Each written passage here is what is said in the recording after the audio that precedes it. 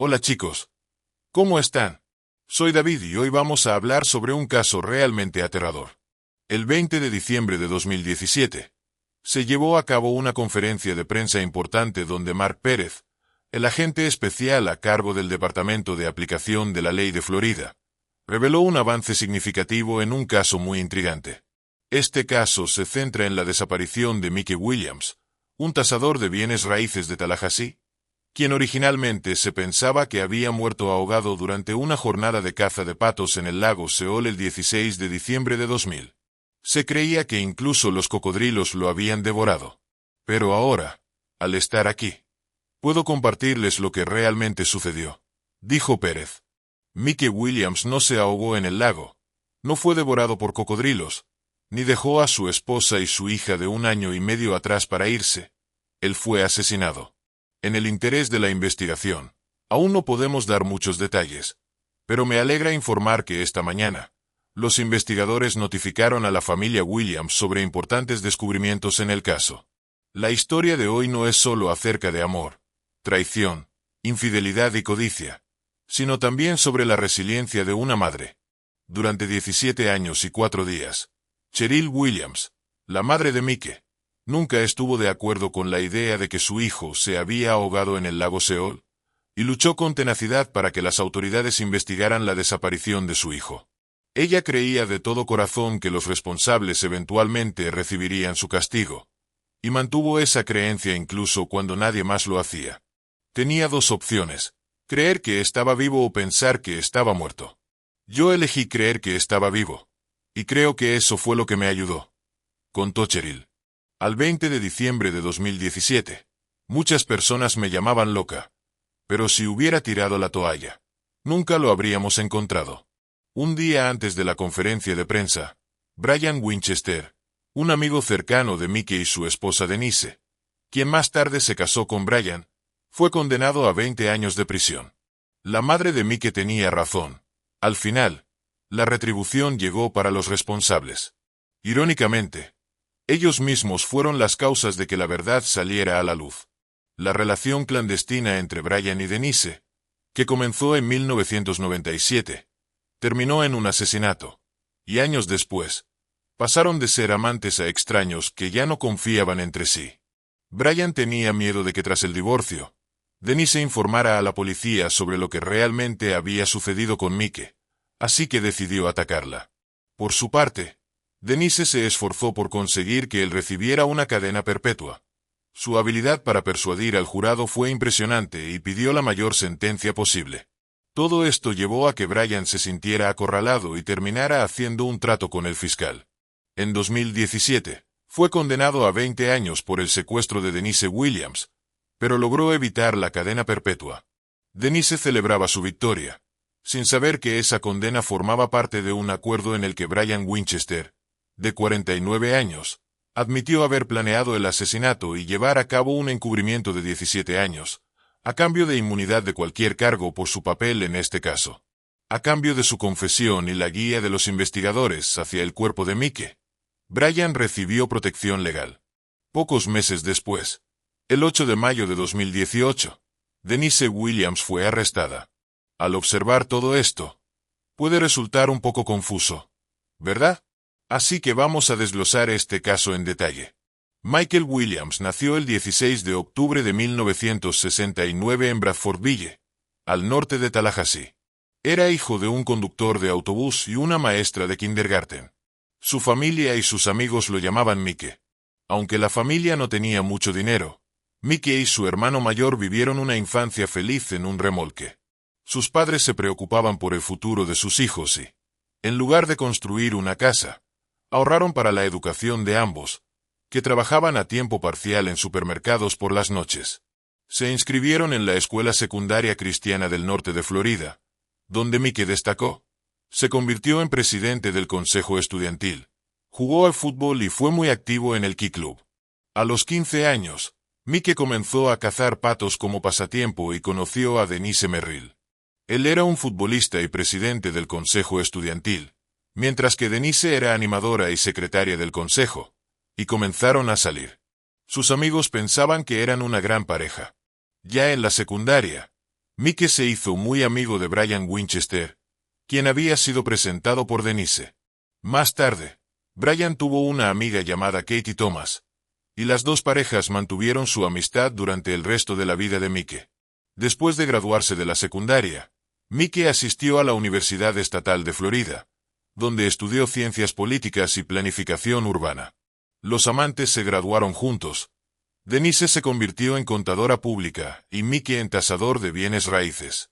Mike demostró ser un trabajador valioso. Muchas veces llegaba a trabajar 15 horas al día, y por supuesto, su carrera despegó. En 1994, el joven exitoso se casó con Denise. Fue alrededor de este tiempo que Brian también tomó la decisión de casarse. Katie, al igual que los otros 3 amigos del grupo, continuaron en contacto cercano. Mike amaba a su esposa con todo su corazón. Se esforzaba por proveer lo mejor posible para su familia y tenía una energía que era simplemente increíble. A la edad de 31 años, Mike Williams había logrado un éxito considerable como tasador de bienes raíces, ganando cerca de $200,000 al año. Gracias a ese buen ingreso, la pareja pudo permitirse una casa en un vecindario pequeño pero de alta calidad en el lado este de la ciudad, y en 1999 se convirtieron en felices padres. Tuvieron una hija a la que decidieron ponerle un nombre significativo. Los amigos de Mike me contaron que él siempre fue muy prudente, especialmente porque participaba en actividades que podían ser bastante riesgosas. Quería asegurarse de que, en caso de un desastre, su familia estuviera bien cuidada. No sorprende que Mike decidiera hablar con su mejor amigo, quien en ese momento trabajaba como agente de seguros. Brian le vendió a Mike 2 pólizas de seguro, una por $250,000 y otra por $500,000. Luego, en el año 2000, después de la repentina muerte de su padre, Mike se sintió tan impactado por esta tragedia que, con el deseo de proteger a su propia familia, volvió a acudir a Brian para asegurarse de que todo estuviera en orden. Así que Brian lo ayudó a asegurar su vida por $1 millón.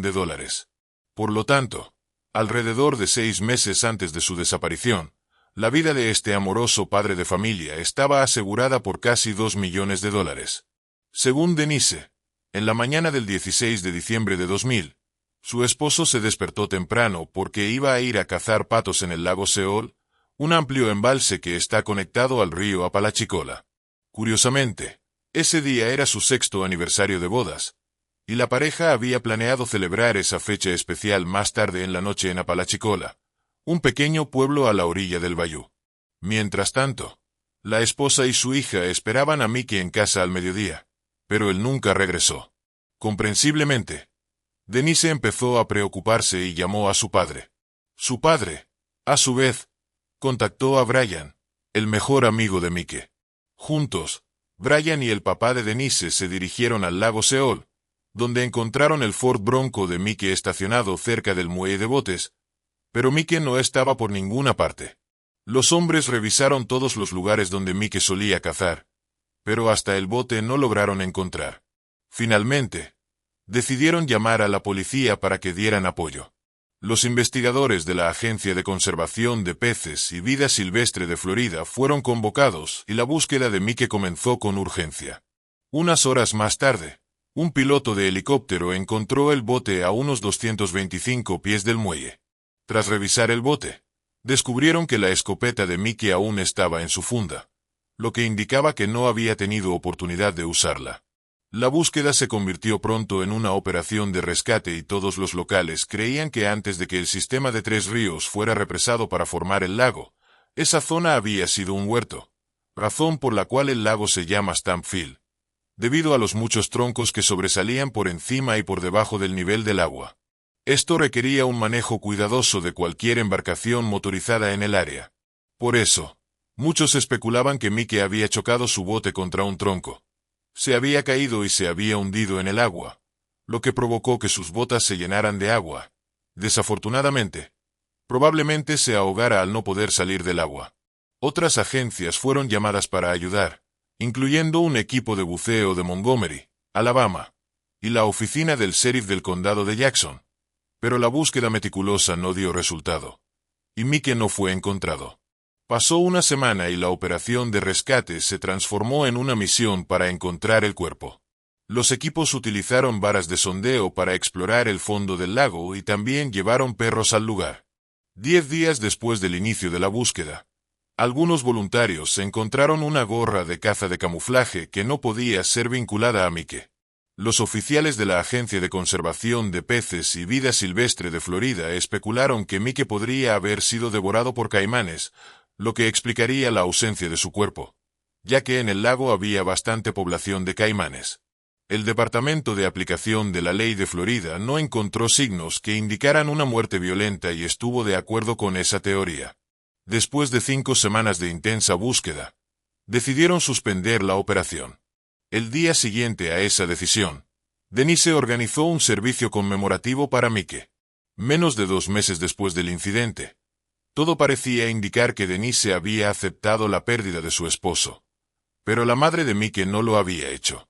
6 meses después, en junio de 2001, un pescador encontró unas botas flotando en el lago.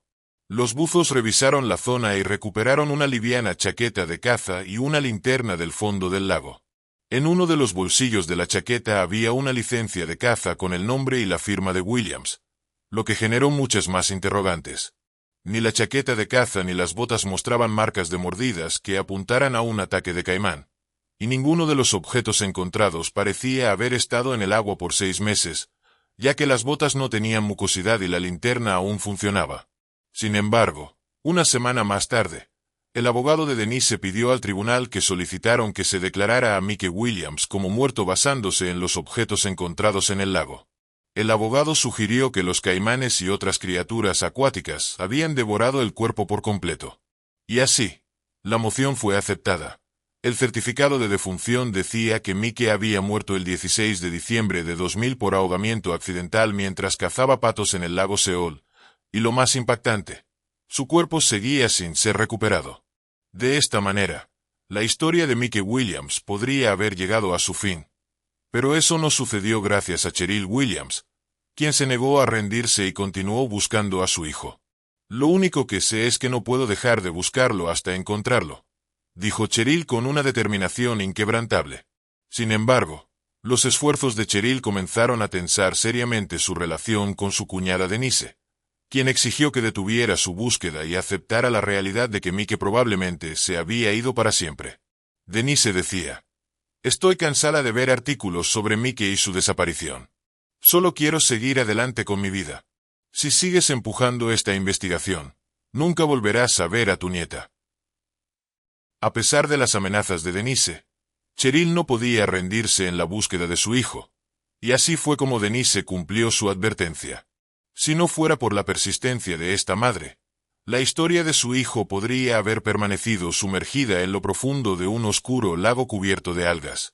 Pasaron 3 años antes de que Cheryl Williams lograra convencer a las autoridades para que abrieran una investigación sobre la desaparición de su hijo. Hice llamadas, puse carteles sobre la desaparición de mi hijo, escribí al gobernador de Florida todos los días, compilé mis notas en un libro de evidencias, pedí a la gente que publicara en las redes sociales y contacté a varios reporteros, recordaba Cheryl años después. Su tenacidad la llevó a contactar a Matthew Oresco, un experto en caimanes, y su respuesta fue reveladora. Los caimanes no se alimentan durante los fríos meses de invierno. El clima frío hace que la temperatura del agua baje, lo que significa que los caimanes no tienen interés en la comida durante esa época. Simplemente mantienen su temperatura corporal. 14 grados es demasiado frío para que un caimán quiera comer algo. Además, Oresco escribió que después de que un caimán mata a su presa, siempre hay evidencia forense que queda. Eventualmente, tras 3 largos años, Cheryl logró convencer a los funcionarios de la ley de que desestimaran la absurda teoría de los caimanes y lanzaran una investigación oficial sobre la desaparición de su hijo. El caso fue reabierto gracias a información poco conocida sobre los hábitos alimenticios de los caimanes, las evidencias recopiladas a partir de entrevistas y algo de información oficial hicieron que los investigadores creyeran que la muerte de Williams no había sido un accidente. Mi instinto me dice que Mike no murió en el lago Seol, y esa parece ser la opinión general de todas las agencias de ley que trabajan en este caso, comentaba Ronnie Austin, un exinvestigador de la oficina del fiscal de distrito. La Agencia de Conservación de Peces y Vida Silvestre de Florida tomó inicialmente el caso porque Williams era considerado un cazador desaparecido. Los oficiales pasaron 735 horas buscando en una sección de 10 acres del lago, pero no dedicaron ni un minuto a buscar signos de intervención delictiva. Los agentes del sheriff del condado de Jackson que ayudaron en la búsqueda tampoco consideraron otras posibilidades. Los investigadores interrogaron a todos los involucrados en la búsqueda y, años más tarde, el oficial David Arnett, quien estaba presente en la escena ese día, dijo que algunas cosas parecían inmediatamente extrañas. Williams no solía cazar solo, y el camión de Mickey se encontró en un área no desarrollada, lo que significa que habría tenido que arrastrar el bote por barro y no usar el muelle de lanzamiento, que estaba justo ahí cerca. La terrible tormenta esa noche debería haber empujado el bote hacia la orilla este, pero se encontró en la orilla oeste. Además, el motor del bote no estaba funcionando, pero tenía gasolina en su tanque. Si Mickey hubiera estado manejando el bote y se hubiera caído, debería haber seguido flotando en círculos hasta que se quedara sin gasolina. Desafortunadamente, la aplicación de la ley comenzó a dudar demasiado tarde de que se tratara de un simple ahogamiento. La escena del crimen ya había sido dañada por numerosos voluntarios y buscadores. Un coche que podría haber sido una pista fue retirado por la familia sin ningún tipo de verificación. Se perdieron posibles testigos, y fue así como Denise Williams y Brian Winchester empezaron a levantar sospechas entre los investigadores. Pronto se enteraron de que Winchester se había divorciado de su esposa Kathy y se había casado con Denise. Y también supieron de la inesperada ganancia financiera que Denise había recibido de casi $2 millones de la póliza de seguro de vida de su difunto esposo. Los detectives determinaron que fue Winchester quien le había vendido la póliza a Mickey. Pero lo que les pareció aún más extraño fue que Denise, como esposa de Mickey, no quería tener nada que ver con la investigación y trató de impedir las acciones de Cheryl, llegando incluso a prohibir que la abuela se comunicara con su propia nieta. Así, la pareja de recién casados fue llamada a declarar, y no aportó nada nuevo a la investigación. Brian dio un justificante de su paradero para la mañana de la desaparición de Mickey Williams, asegurando que estaba a 60 millas del lago, en la comodidad de su cama, y que su exesposa, Kathy, podía corroborar su coartada. Dijo que tenía la intención de ir a cazar con su suegro esa mañana, pero se había quedado dormido. La interrogación a Denise también resultó en un callejón sin salida y no aportó nuevas pistas. En el año 2008, el Departamento de Aplicación de la Ley de Florida anunció que la desaparición de Mickey no era un accidente. Creían que era víctima de un delito. Sin embargo, lamentablemente, sin pruebas suficientes no podían proceder legalmente. Tenemos sospechas, pero necesitamos pruebas, dijeron. Otra investigación fracasó en descubrir lo que le había ocurrido a su hijo. Pero Cheryl Williams no se rindió. Una vez más, sus esfuerzos llevaron al canal Discovery a hacer un reportaje sobre la desaparición de Mickey y las investigaciones subsiguientes. A finales de 2011, Cheryl se sintió muy decepcionada con el Departamento de Aplicación de la Ley de Florida, convencida de que eran incompetentes o simplemente desinteresados en resolver su caso. Así que, a partir de 2012, la madre de Mickey comenzó a escribir una carta al gobernador Rick Scott cada día, pidiéndole que traspasara la investigación a otra agencia o que nombrara a un fiscal especial que se hiciera cargo. En total, Cheryl envió 2,600 cartas al gobernador durante un periodo de 9 años. En 2012, Denise sorprendió a Brian siendo infiel, y naturalmente, su relación se desmoronó, lo que llevó a Denise a solicitar el divorcio al año siguiente. Un par de años más tarde, se llevaría a cabo una tasación de la antigua casa familiar, tras lo cual los problemas de propiedad dejarían de atarlos. Este evento resultó ser un punto de inflexión en el caso de Mickey. Brian no quería divorciarse. Denise ya no deseaba continuar con la relación. Estaban constantemente peleando y la investigación sobre los Williams se convirtió en una pesada carga sobre ellos. Brian solía llamar a Denise, pero ella dejó de contestar sus llamadas. No podía manejar el nivel de estrés. El 5 de agosto de 2016, el día en que se debía realizar la tasación de bienes raíces como parte de una orden judicial, Denise salió de su casa para ir a trabajar a la Universidad Estatal de Florida. Durante una conversación telefónica con su hermana, notó que alguien se estaba subiendo al asiento trasero de su coche. Resultó ser Winchester. Brian presionó una pistola cargada contra las costillas de Denise y le exigió que condujera hacia adelante. Dijo que tuvo que hacer eso porque ella no estaba respondiendo a sus llamadas.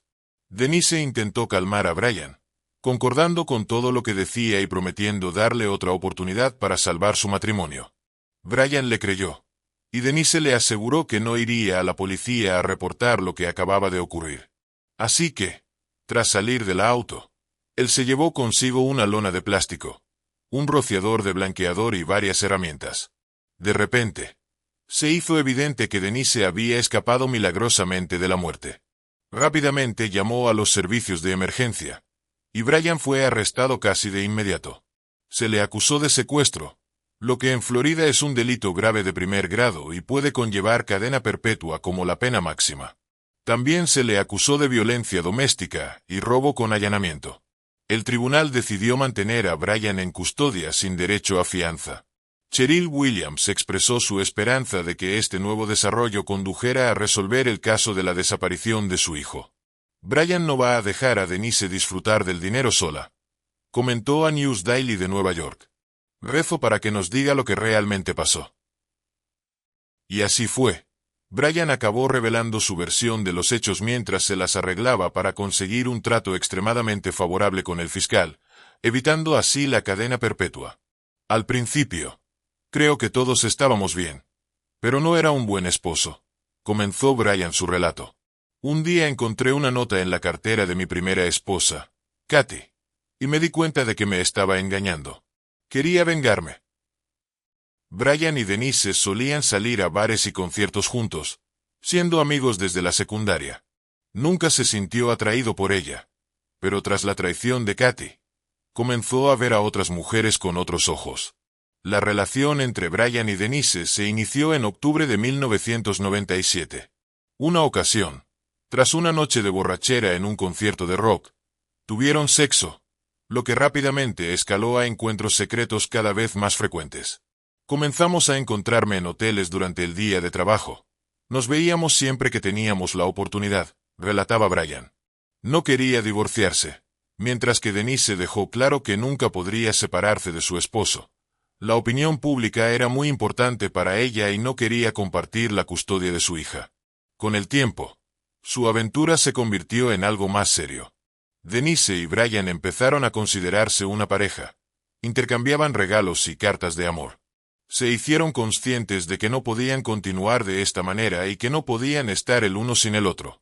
Para Denise, el divorcio era algo inaceptable. Su imagen piadosa no podía verse afectada. Casi en ese tiempo, Mickey estuvo cerca de morir en un accidente de caza.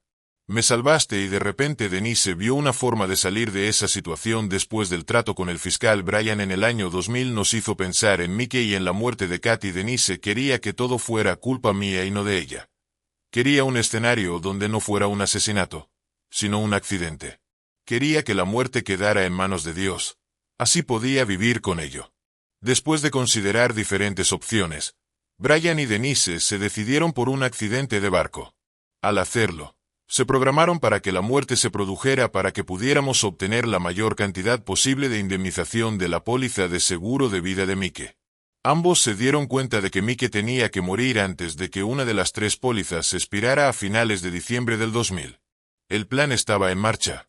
Brian llamó a su amigo para que fueran a cazar y le dijo que había encontrado un lugar genial en las orillas del lago Simol. Mickey esperaba ir allí con Brian y regresar a casa a la 1 para celebrar su aniversario de boda con su esposa. Le dije que íbamos a ir a un lugar especial y que tenía que llevar sus botas de espera con él. Tenía que asegurarme de que las llevara porque pensábamos que si se caía al agua con botas de espera se ahogaría muy rápidamente. El plan era hacer que la muerte pareciera un ahogamiento accidental.